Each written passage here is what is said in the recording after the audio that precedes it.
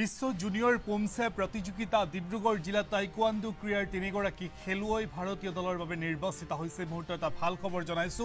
লেনিছা নাৰ্জাৰী, জিগাংছা ফুকন আৰু ভাৰ্গৱী সোণোৱাল নিৰ্বাচিত হৈছে। 20 ছেপ্টেম্বৰৰ পৰা 22 তাৰিখলৈকে ইণ্ডিয়া টাইকোৱাণ্ডোৱে মহাৰাষ্ট্ৰৰ নাছিকত অনুষ্ঠিত কৰা চেম্পিয়ন অফ চেম্পিয়নত চূড়ান্ত ৰাউণ্ডৰ পৰা পোমছে দলীয় শাখাত নিৰ্বাচিত হৈছে। তিনিওগৰাকী খেলুৱৈ যোৰহাটত হোৱা জুনিয়ৰ শাখাৰ ৰাজ্যিক প্ৰতিযোগিতাত নিৰ্বাচিত হৈছিল।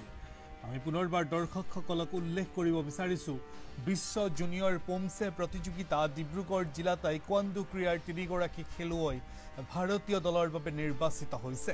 লেনিছা নাৰ্জাৰী, জিগাংছা ফুকন আৰু ভাৰ্গৱী সোণোৱাল নিৰ্বাচিত হৈছে। 20 ছেপ্টেম্বৰৰ পৰা 22 তাৰিখলৈকে ইণ্ডিয়া টাইকোৱাণ্ডোৱে মহাৰাষ্ট্ৰৰ নাছিকত অনুষ্ঠিত কৰা চেম্পিয়ন অফ চেম্পিয়ন চূড়ান্ত ৰাউণ্ডৰ পৰা পোমছে দলীয় শাখাত নিৰ্বাচিত হৈছে।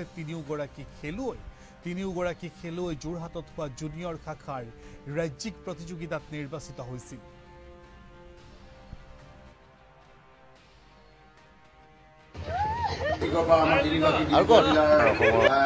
টাইকোৱাণ্ডো প্ৰতিযোগী টাইকোৱাণ্ডো ইণ্ডিয়াৰ চেম্পিয়ন অফ চেম্পিয়ন অনুষ্ঠিত কৰিছিল। তাত আমাৰ অসমৰ পৰা ডিব্ৰুগড় জিলাৰ তিনিগৰাকী প্ৰতিযোগী আমাৰ ৱৰ্ল্ড চেম্পিয়নশ্বিপ হংকঙত আগন্তুক দিনত যিটো হ'বলগীয়া গৈ আছে, তাত প্ৰতিযোগী অংশগ্ৰহণ কৰিবলৈ সুবিধা পাইছে। চিকৰ পৰা আমাৰ তিনিগৰাকী ডিব্ৰুগড় জিলাৰ টাইকোৱাণ্ডো প্ৰতিযোগী টাইকোৱাণ্ডো ইণ্ডিয়াৰ চেম্পিয়ন অফ চেম্পিয়ন অনুষ্ঠিত কৰিছিল। তাত আমাৰ অসমৰ পৰা ডিব্ৰুগড় জিলাৰ তিনিগৰাকী প্ৰতিযোগী আমাৰ ৱৰ্ল্ড চেম্পিয়নশ্বিপ হংকঙত আগন্তুক দিনত যিটো হ'বলগীয়া গৈ আছে, তাত প্ৰতিযোগী অংশগ্ৰহণ কৰিবলৈ সুবিধা পাইছে।